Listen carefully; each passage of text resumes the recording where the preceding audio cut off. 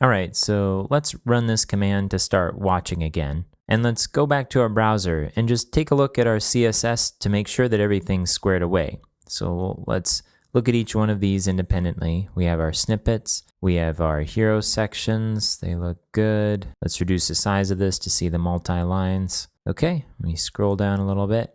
Hey, what happened to our header over here? Well, it looks like it's not there, but if we highlight the text, you can see that it's just the same color as the background color. So what's going on? Well, if we look at the CSS for it, we'll see that our selector for slide title doesn't seem to be coming through in the elements. If we scroll down, we just don't see it in here. So what's happening? Well, let's go back to our editor and let's look at the CSS that's being rendered. So down here we have our slide, and we should have a slide title selector, but when we look at it here, it has this child selector, but it doesn't have .slide before it. Now remember, this is CSS, so it has to be valid CSS once it's rendered this way. And this isn't valid because there's no parent selector to have a child selector from. So let's look at this component's SASS file to see if we can identify the problem. So we'll go back to our file structure in our file explorer, and under SASS components, we'll open up slide.scss. So here we have our class selector for slide, and we have nested a child selector and the ampersand, which should pull in the parent selector dash title. And then down here, we have a child selector paragraph. Now, if we look at our CSS where these are being rendered,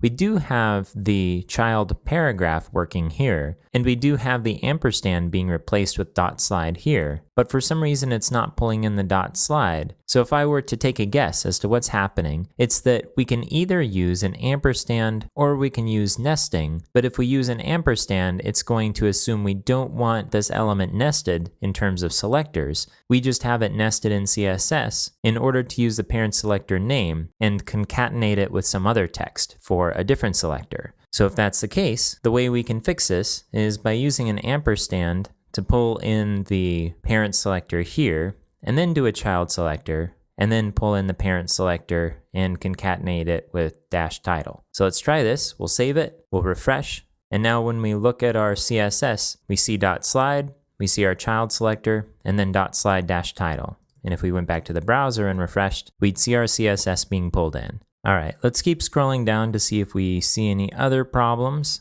Okay, our hero selections look okay. So I think we're good to go for now.